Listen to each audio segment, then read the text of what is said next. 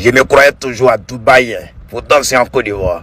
Franchement, la Côte d'Ivoire n'a vu aucun pays en matière de route. En matière de route, seulement notre pays peut participer à la même compétition avec les Dubaï, les Qatar, les Allemagnes, même les États-Unis. Donc, papa. Aïe, regardez vous-même. Et puis, c'est quand on met les bandes blanches, même si coudron, que ça devient sourd avec les poteaux électriques. Franchement, chapeau au fait. Fonds d'entretien routier. Vous avez fait fort ici. Actuellement, nous sommes sur la Y4. Regardez comment la Côte d'Ivoire se déclare. Aïe. Ok, papa, moi, comment il voyage quoi là? En matière de route seulement, on a tout vu. Voici les 2x2. C'est la Y4 qui se déclare. Actuellement, nous sommes en Côte d'Ivoire, en Afrique de l'Ouest. C'est un pays africain qui fait quoi? Regardez, goudron, mignon, joli. Ouais. Il n'y a pas godo ici. Regardez vous-même. Les bandes blanches propres. Voilà, petit tunnel d'une manière. Actuellement, nous sommes à la Riviera Saint-Viateur. On va rentrer dans le petit tunnel d'une manière. Et puis là, la Côte d'Ivoire n'a vu aucun pays ça. Et prenez l'exemple sur nous. Venez vous former en Côte d'Ivoire. Développement de notre pays est développé dans tous les domaines. Hôpital, on a fini ça. Université, on a fini ça. Belle route, on a fini ça. Ça passe en haut, ça passe en bas. C'est non fait ça haut. C'est non pilote l'Afrique. Il n'y a pas un mouvement qui bénisse la Côte d'Ivoire. Et salut Madame Maleka Mourad Kondé, la directrice générale de Côte d'Ivoire Tourisme. Vive la paix, vive l'union. On dit les guépins, les belles voitures, les belles routes. Tu vois un peu, non? Regardez, c'est les kiou.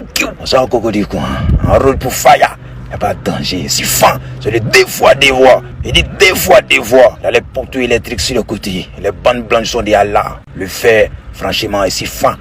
On dit l'an du pays, mais dans le pays. Elle a dit l'an du péage là. L'on comprend pour payer les péages là. Voilà ça. Son travail qui est là. Les bandes blanches. Tu vois un peu non? Embellir la route. On dirait Allemagne. Tu as pensé que nous sommes à Dubaï, Qatar. Non. C'est en Côte d'Ivoire. C'est chez les Ivoiriens. Nous sommes en Afrique de l'Ouest. J'ai remarqué que les Ivoiriens sont des gens très fiers de leur pays. Honnêtement, ils sont tellement fiers au point où, quand tu passes sur les réseaux comme TikTok ou encore Facebook, ils sont nombreux, ces jeunes-là, qui créent des plateformes ou encore des concepts pour parler uniquement de leur pays ou encore vanter uniquement leur pays. Ça, c'est un constat personnel que j'ai fait. Et ce qui me plaît, c'est que ce sont des jeunes qui le font. Ce sont des jeunes. Imaginez un peu, à leur jeune âge, ils s'intéressent déjà à cela. Ça, c'est un constat personnel que j'ai fait. Et les Ivoiriens ont cette amabilité de toujours défendre leur pays. Quand quelqu'un essaie de s'attaquer à eux ou encore de les clasher négativement, vous allez voir qu'ils vont toujours se lever et répondre à cette personne comme il le faut. Ils vont toujours le faire. Et j'ai aussi constaté que ils sont nombreux qui n'aiment pas cela. C'est-à-dire, il y a beaucoup d'étrangers, surtout les Burkinabés, qui n'aiment pas quand certains Ivoiriens vantent leur pays. Même les Camerounais sont parfois impliqués dans ces choses-là. Lorsque un Ivoirien fait une vidéo où il dit que Ivoirien d'abord ou encore j'aime mon pays est supérieur aux autres, ils sont nombreux qui n'aiment pas ça. Et pourtant, moi personnellement, je vois que c'est une bonne chose. Pourquoi? Parce que c'est une façon de vanter leur pays ou encore de promouvoir leur pays. Vous allez voir qu'en Côte d'Ivoire, lorsque on goudronne une nouvelle route ou encore on construit une nouvelle infrastructure qui va aider les citoyens, vous allez voir des vidéos là-dessus. Vous allez voir beaucoup de blogueurs ivoiriens ou encore TikTokers ivoiriens parler de cela. Et ce qui est bien aussi, c'est que vous allez voir même des TikTokers qui vivent du côté de l'étranger faire des vidéos également. Ils ne sont pas sur leur territoire actuellement, mais étant là-bas, ils s'intéressent à l'actualité de leur pays jusqu'à parler des nouvelles réalisations qui s'opèrent de jour en jour dans leur pays. Et lorsqu'ils vont faire ça, il y a beaucoup de jaloux qui viendront dire que vous aimez trop vous faire voir, vous aimez trop montrer que vous êtes qui, c'est monté, c'est descendu. Et pourtant, moi, je pense que c'est une bonne chose parce qu'ils sont en train de vendre le pays très cher à l'extérieur. Ils sont en train de faire la promotion de manière générale de leur pays. Et ça fait en sorte que tout le monde veut visiter ou encore tout le monde s'intéresse à ce pays-là.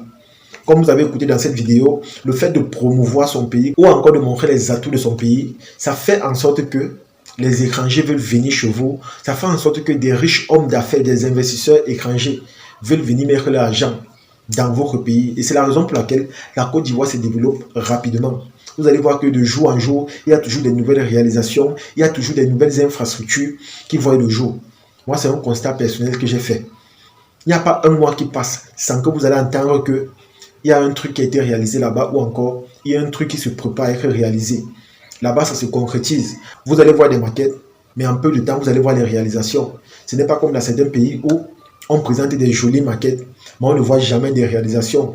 Parfois même, on présente ces maquettes-là, on débute les réalisations, mais après on abandonne. Tout ça pourquoi? Parce qu'il y a des personnes qui ne sont pas engagées, qui n'ont pas la volonté de développer leur pays. Parfois, je vois des étrangers dire qu'on ne mange pas les routes en Côte d'Ivoire, on ne mange pas les infrastructures. C'est vrai, ça se développe, mais la population a faim. Ce que moi je peux vous dire, c'est que quand il y a le développement, il y a le changement, il y a beaucoup d'atouts.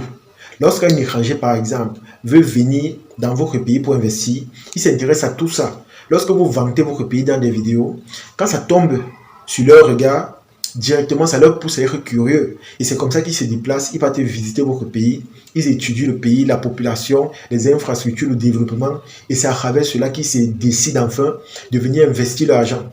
C'est comme ça que ça se passe. Et vous savez que quand il y a des investisseurs, c'est comme ça qu'il y a du travail parce que l'investissement appelle également des emplois.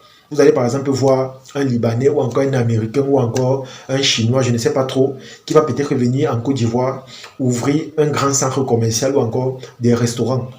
C'est comme ça que directement, ils vont employer la population locale. C'est ça l'atout d'avoir des investisseurs dans votre pays.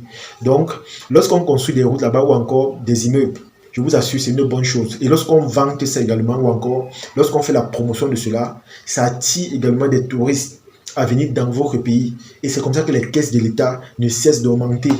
C'est comme ça que ça ne cesse d'augmenter. Donc, tous les gens qui parlent parfois de la Côte d'Ivoire en disant que c'est un pays qui n'appartient pas aux Ivoiriens, c'est monté, c'est descendu, que les Ivoiriens sont très vantards, ils aiment trop montrer qu'ils aiment leur pays là. Moi, je pense que tous ces gens-là sont des jaloux. Simplement. Parce que on n'interdit pas à quelqu'un de vanter son pays. Moi, je pense même que les gens qui ne le font pas, c'est ceux qui ne voient pas l'impact positif de leur pays ou encore des infrastructures de leur pays dans leur quotidien. C'est la raison pour laquelle vous n'allez pas les voir vanter autant leur pays. Moi, je vais prendre un exemple sur moi. Si réellement, je dois m'intéresser, par exemple, à une infrastructure dans mon pays, je vais parler de quoi? Honnêtement, c'est vrai qu'il y en a certains, il y en a même plusieurs, mais quelle est cette infrastructure-là qui impacte positivement dans mon quotidien au point où je vais dire que bon, aujourd'hui je vais faire la promotion, je vais parler de ceci, je vais parler de cela.